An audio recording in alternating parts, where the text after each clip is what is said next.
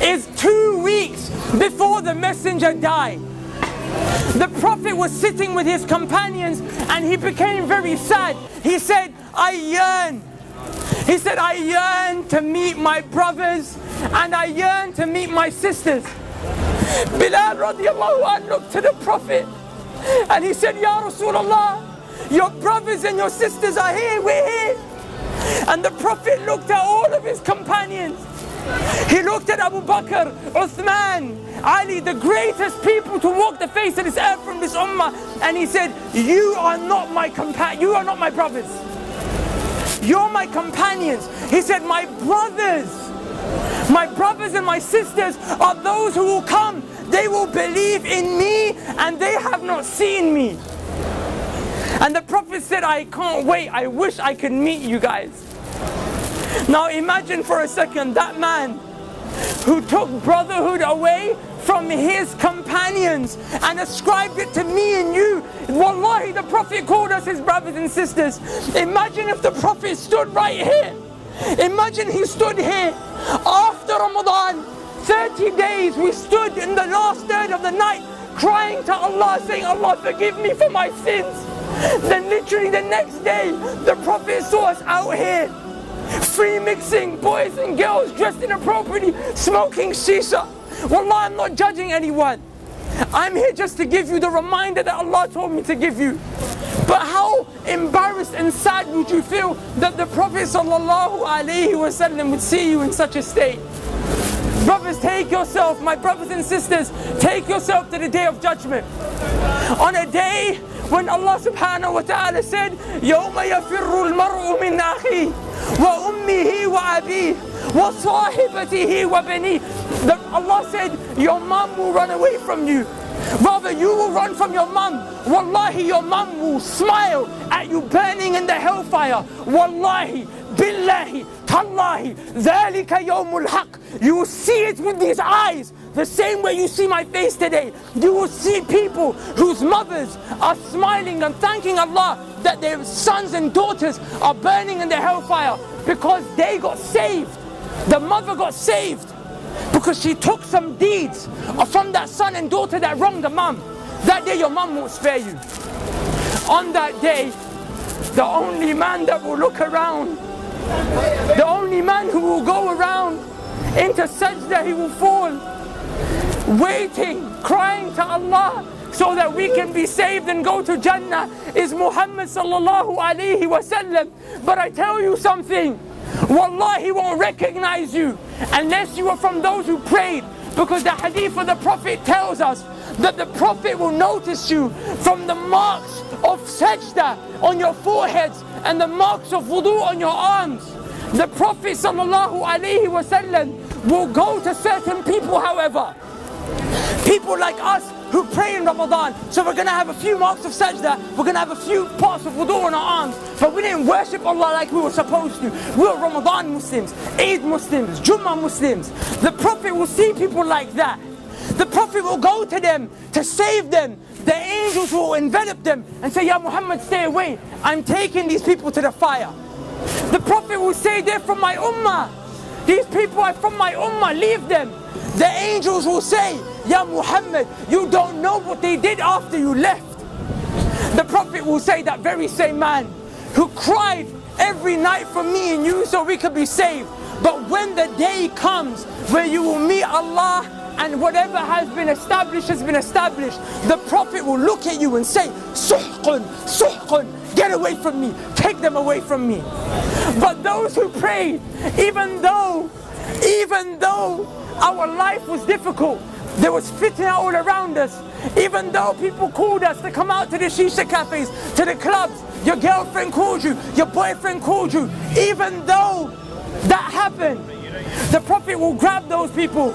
He will say, come, come, come. He will save you from the fire, take you to the gates of Jannah where there is a fountain called Al-Kawthar. He will dip his hands in. He will say, drink, drink, drink from my hands, drink from my hands. Are you okay? Go into paradise.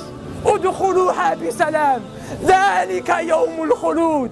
Enter with peace for eternity, happiness, and never-ending happiness that will never cease, brothers and sisters, and never-ending happiness that will never leave. How How do you get to that stage? And I'll leave you with this. The Prophet ﷺ said, a time will come when holding on to my religion, holding on to Islam, will become as difficult as holding on to charcoal. The charcoals that we smoke shisha with. The Prophet said, try and hold on to it. It burns you, let go of it. The Prophet ﷺ said, that's what my religion will become like. Is it not like that today? We come to the masjid, but then the heat of the girls and the guys and the music and the haram, it grabs you, right? So it's hard to hold on to Islam. The Prophet gave you an advice in another hadith. The Prophet ﷺ said, be patient, and you will drink from my hands at the fountain of Al-Kawthar. Brothers and sisters, wallahi, I don't get paid for this. Wallahi, it's because I love you for the sake of Allah. I came from this life. There is no khair. Please come back to Allah. Please become a person who establishes Tawheed, the oneness of Allah in his or her heart. And never, ever, ever forget the prayer. And strive to follow the sunnah of the Prophet. So on that day when you're resurrected, when that day when the trumpet is blown, you will be of those who are saved. Because I tell you one thing, wallahi, it's a day of truth, and every single one of us will see it. And the quote of Ibn al-Qayyim al-Jawziyah suffices for us to leave with. He said, if the Quran doesn't soften your hearts in this world, if by you reciting the Quran your hearts do not become soft in this world, he said, then wait to the day of judgment, for when Allah shows you the hellfire, your hearts will become soft. But we have an opportunity to not see that ever. Take the most honorable part of your face, place it as low as you can, 5 times a day. Never forget, and I promise you on that day, everyone will turn their back on you, but Allah will suffice you. So who will come? We're going to make the adhan, inshallah, and I urge you guys to pray with us. Wallahi, we're not trying to upset you, we're not trying to call you to anything dodgy. All we're trying to call you to is Tawheed of Allah and Sunnah of the Prophet sallallahu alaihi wasallam. Is there anyone who would like to give the adhan? And we'll get the reward. Barakallahu feek akhi. Barakallahu feek akhi. Listen to the call of prayer. The Qibla is this way, inshallah. This way. I think we need wudu. We need to make wudu. You can make wudu from any one of these places, inshallah. Assalamu alaikum. Alhamdulillah, we're from Germany. MashaAllah. We came today, subhanAllah, give me a number. Assalamu alaikum. أخي the riwayah which you mentioned. Level not your toes. استوى اعتدلوا. الحمد لله رب العالمين الرحمن الرحيم مالك يوم الدين إياك نعبد وإياك نستعين اهدنا الصراط المستقيم صراط الذين أنعمت عليهم وتكون الجبال كالإهل المنفوش فأما من ثقلت موازينه لكم دينكم ولي دين. الله أكبر.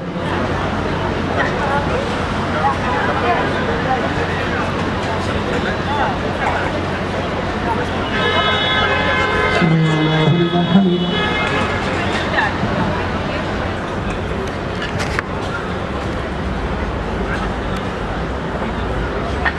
السلام عليكم ورحمة الله. السلام عليكم ورحمة الله. الله أكبر. استغفر الله استغفر الله استغفر الله.